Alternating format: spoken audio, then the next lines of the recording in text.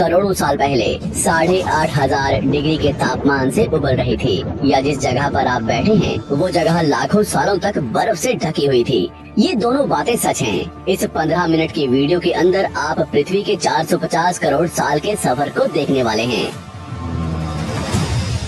जिस जगह आज हमारा सौरमंडल है, वहाँ विभिन्न प्रकार की गैस और धूल के बादल हुआ करते थे।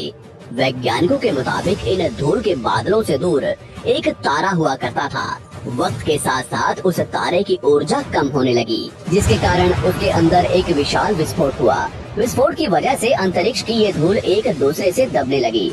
इस दौरान बादलों में स्थित धूल के कण दबाव और गर्मी के कारण बड़े उल्कापिंड और पत्थरों में परिवर्तित हो चुके थे, और इसी दबाव की वजह से इन बादलों में स्थित रेडियो एक्टिव पदार्थ ने ग्रेविटी का निर्माण किया। इस ग्रेविटी के कारण बीच में हाइड्रोजन और हीलियम इकट्ठा होने लगे। बीच के इस भयंकर दबाव के कारण एक विशाल विस्फोट हुआ, और इसी विस्फोट के कारण हमारे सूरज का जन्म हुआ। अंतरिक्ष में फैले एस्ट्रॉयड यानी क्षुद्र ग्रहों में भारी वजन की वजह से सूरज के करीब आकर सूरज की परिक्रमा करने लगे। धीरे धीरे इन्हीं एस्ट्रॉयड में भारी टकराव हुआ, जिसके फलस्वरूप मरकरी, विनस, अर्थ और मार्स जैसे ग्रहों का निर्माण हुआ। वैज्ञानिकों के मुताबिक उस वक्त पृथ्वी और मार्स यानी मंगल ग्रह के बीच थिया नामक ग्रह सूरज की परिक्रमा किया करता था। पृथ्वी पर ग्रेविटी होने की वजह से सूरज की परिक्रमा करने वाले एस्ट्रॉयड अब पृथ्वी की परिक्रमा करने लगे, और धीरे धीरे करोड़ों सालों तक ये पृथ्वी पर गिरते रहे। और ऐसी घटना हमारे पड़ोसी ग्रह थिया पर भी हो रही थी, जिसके कारण थिया पृथ्वी के और करीब आने लगा और आकर पृथ्वी से टकराया। इस भयंकर टकराव की वजह से पृथ्वी के हिस्से कणों के रूप में अंतरिक्ष में फैल गए और एक रिंग्स की तरह पृथ्वी की परिक्रमा करने लगे। इन्हीं परिक्रमा करते हुए कणों में टकराव होने लगा, जिसके कारण हमारे चांद का निर्माण हुआ। उस वक्त पृथ्वी पर सिर्फ एक ही समुद्र हुआ करता था, और वो था 1900 डिग्री सेल्सियस के तापमान पर उबलते हुए लावे का। उबल रही थी वो सारी चीजें जिसे आज आप अलग अलग नाम से जानते हैं। वक्त के साथ साथ पृथ्वी धीरे धीरे ठंडी हो रही थी, जिसके कारण पृथ्वी के भारी तत्व जैसे धातु और रेडियो एक्टिव पदार्थ पृथ्वी के केंद्र में जाकर इकट्ठा हो गए, और हल्के पदार्थ पृथ्वी की सतह पर आ गए। लाखों सालों तक पृथ्वी पर उल्कापिंडों की बरसात हुई, और इन गिरते हुए उल्कापिंडों में जमा था नमक, मिनरल्स और पानी। करोड़ों सालों तक इन उल्कापिंडों की बरसात होती रही, और धीरे धीरे पृथ्वी की ऊपरी सतह पानी से ढकने लगी। वैज्ञानिकों के मुताबिक यही वो वक्त था जब दूर गहरे पानी के अंदर निकलते ज्वालामुखियों से पहली बार सूक्ष्म जीवों का निर्माण हुआ। लाखों सालों बाद एक वक्त ऐसा आया जब पृथ्वी की पूरी सतह पानी से ढक चुकी थी। हमारी पृथ्वी के सबसे अंदर का कोर रेडियो एक्टिव पदार्थ से बने होने की वजह से हरदम गर्म होता रहता है, लेकिन जब भी पृथ्वी की ऊपरी जमीन ठंडी हो जाती है, तब पृथ्वी के अंदर की गर्मी बाहर नहीं निकल पाती, जिसके कारण ज्वालामुखियों का निर्माण होता है। और उस वक्त कुछ ऐसा ही हुआ। पानी से ढकी हुई पृथ्वी पर हजारों की तादाद में ज्वालामुखी निकलने लगे, और आने वाले लाखों सालों तक इन ज्वालामुखियों का निकलना जारी रहा, जिससे पानी के ऊपर जमीन का निर्माण हो रहा था। इस वक्त भी पृथ्वी पर वातावरण न होने की वजह से अंतरिक्ष से उल्कापिंडों की बरसात हो रही थी। आज से लगभग 300 करोड़ साल पहले पृथ्वी पर ऐसा वक्त आया जब पृथ्वी का वातावरण लगभग स्थिर होने लगा था। ज्वालामुखी निकलने धीरे हो गए थे, और पृथ्वी का एक दिन 12 घंटे का हुआ करता था।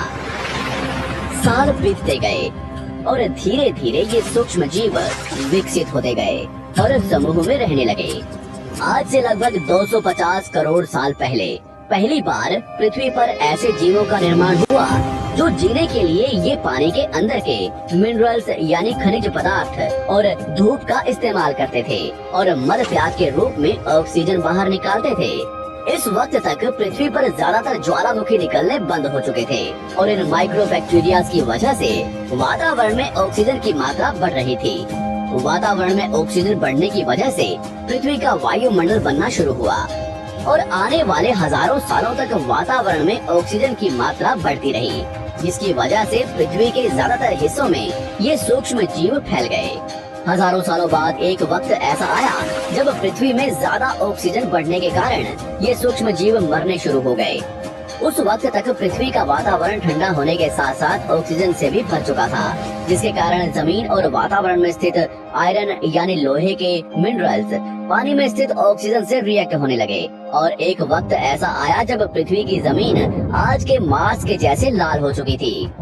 वक्त बीतने के साथ साथ धरती की टेक्टोनिक प्लेट्स में दरार होने लगी, जिसके कारण पृथ्वी के अंदर का लावा जमीन की तरह कई लाखों सालों तक खुला उबलता रहा।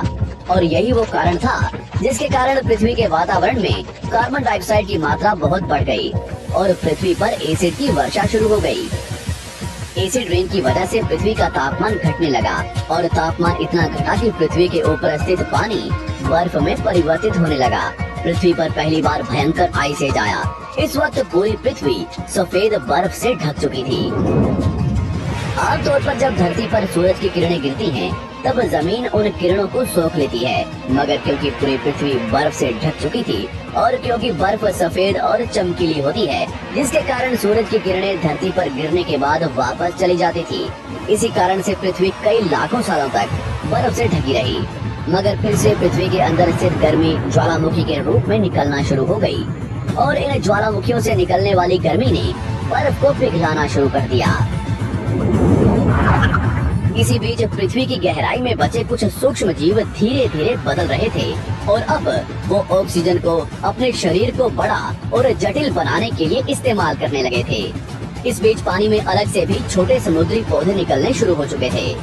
बाहर जैसे जैसे ज्वालामुखी निकल रहे थे, वैसे वैसे वातावरण कार्बन डाइऑक्साइड की वजह से गर्म हो रहा था। वक्त के साथ साथ बर्फ तो पिघलने लगी, मगर धरती पर फिर से एसिड की वर्षा शुरू हो गई, जिसके कारण फिर पृथ्वी ठंडी होने लगी और फिर पृथ्वी की ज्यादातर सतह बर्फ से ढक गई। ऐसा बार बार कई हजारों सालों तक होता रहा और इसी कारण से अब समुद्री जीव धीरे धीरे वातावरण के हिसाब से विकसित हो रहे थे। इस बीच कई सारे जीव और समुद्री जंगल विलुप्त हो गए, मगर जो बच गए वो धीरे धीरे पृथ्वी के बदलते तापमान के हिसाब से ढलते गए और अब हजारों सालों बाद समुद्री पेड़ बर्फ की वजह से पूरी तरह से मरते या सूखते नहीं थे। अब सूक्ष्म जीव समुद्री जीव बन चुके थे। जब फिर से ज्वालामुखियों ने पृथ्वी की बर्फ को पिघलाना शुरू किया, तब ये समुद्री पेड़ जल्दी विकसित होकर फैल गए। धीरे धीरे वातावरण में ऑक्सीजन की मात्रा बढ़ने लगी और पृथ्वी पर होने वाली एसिड की वर्षा कम होने लगी। वातावरण में ऑक्सीजन आने की वजह से पृथ्वी की ओजोन लेयर्स मोटी होने लगी और आज से लगभग 47 करोड़ साल पहले पृथ्वी की ऊपरी सतह पर पहली बार मोसोस नामक प्लांट उगना शुरू हुआ। वक्त के साथ साथ जमीन पर अलग अलग प्रकार के पौधे और पेड़ उगना शुरू हुए। एक वक्त ऐसा आया जब जमीन के पेड़ों की लंबाई लगभग 80 से 100 फीट जितनी या आज के 5 से 6 मंजिला बिल्डिंग जितनी ऊंची हो चुकी थी। ये वो वक्त था जब समुद्री जानवर समुद्र से बाहर निकल रहे थे और जमीनी जानवरों में परिवर्तित हो रहे थे। धरती की ज्यादातर जमीन एक जगह इकट्ठी हो चुकी थी, जिसे आज हम पैंजिया महाद्वीप के नाम से जानते हैं। पृथ्वी का वातावरण और तापमान लगभग स्थिर हो चुका था और अब करीब 21 से 23 घंटे का दिन हुआ करता था। अब समुद्री जीव पानी से बाहर रहने लगे थे और वातावरण के हिसाब से उनके शरीर का रंग रूप बदल रहा था। धीरे धीरे ये जमीनी जानवर डायनासोर्स में परिवर्तित हो गए। जिन डायनासोर्स ने पेड़ पौधे खाने शुरू कर दिए, उनका शरीर लंबा और विशाल रूप से विकसित होने लगा। कुछ डायनासोर्स शिकार किया करते थे, इसके कारण वे छोटे और तेज होते चले गए।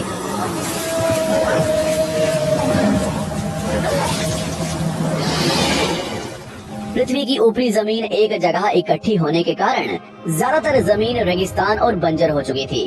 ज्यादातर जंगल समुद्र के करीब हुआ करते थे, जिसमें डायनासोर्स रहा करते थे। आज से लगभग 20 करोड़ साल पहले पैंजिया महाद्वीप टूटना शुरू हो गया। पैंजिया के विभाजित होने की वजह से पृथ्वी की ज्यादातर ऊपरी जमीन पानी के संपर्क में आने लगी, जिसके फलस्वरूप पृथ्वी पर हरियाली बढ़ती गई, जिस वजह से डायनासोर्स और ज्यादा विभिन्न और विशाल होते चले गए। डायनासोर्स ने आने वाले लगभग 20 से 30 करोड़ सालों तक पृथ्वी पर राज किया। उस वक्त डायनासोर्स समुद्र से लेकर जमीन और आसमान तक पूरी पृथ्वी पर राज किया करते थे। इस दौरान अफ्रीका से टूटा भारत सीधे आकर आज के तिब्बत से टकराया और इस टकराव की वजह से हिमालय का निर्माण हुआ। आज से लगभग 6.5 करोड़ साल पहले पृथ्वी की तरफ आज के माउंट एवरेस्ट से भी बड़ा लगभग 4.5 लाख करोड़ किलो जितना वजनीय उल्का पिंड लगभग 80,000 किलोमीटर प्रति घंटे की स्पीड से पृथ्वी की तरफ आ रहा था। पृथ्वी की सतह को छूते ही उसमें भयंकर आग लगी और वो जलते हुए सीधा पृथ्वी से टकराया। इस टकराव से निकलने वाली ऊर्जा आज के 10 करोड़ परमाणु बम एक साथ फटने के बराबर थी। जहां ये उल्का पिंड गिरा, वहां के जानवर और पेड़ तुरंत भाप बनकर जल गए। गिरते ही पृथ्वी पर पूरी तरह धूल फैलने लगी। समुद्र में भयंकर बाढ़ आने लगी। भूकंप और आग ने पृथ्वी को जलाना शुरू कर दिया। कुछ ही घंटों में पूरी पृथ्वी के वातावरण में हानिकारक गैस और धूल की वजह से पृथ्वी नर्क हो चुकी थी। डायनासोर्स, घुटन, आग और भूखमरी से पूरी तरह विलुप्त हो गए।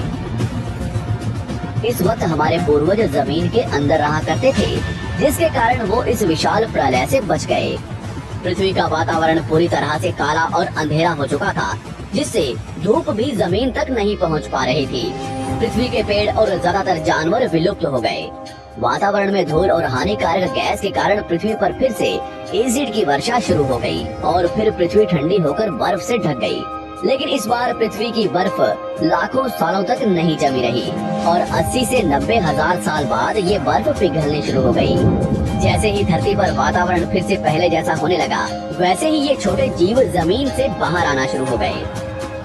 उस वक्त पृथ्वी की बर्फ पिघलनी शुरू ही हुई थी, जिसके कारण अफ्रीका में घने ठंडे जंगल हुआ करते थे और इसी बीच ये जमीनी जीव बंदरों में परिवर्तित हुए।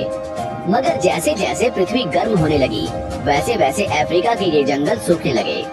जंगल की चीजें खाने वाले बंदरों को खाने की कमी होने लगी। खाने की तलाश में इन बंदरों ने अपने पैरों पर चलना शुरू कर दिया, जिससे उन्हें दूसरे जानवरों के शिकार करने में मदद मिलती थी। धीरे धीरे बंदर एप्स यानी वानर में परिवर्तित हुए। खाने की तलाश में ये एप्स पृथ्वी के दूसरे हिस्सों में फैलने लगे और धीरे धीरे उनके शरीर का रंग रूप वहाँ के मौसम के हिसाब से बदलता गया। वक्त के साथ साथ हम आदिवासी बने। हमने हथियारों से लेकर आग का आविष्कार किया। हम धीरे धीरे इंसान के रूप में विकसित हुए।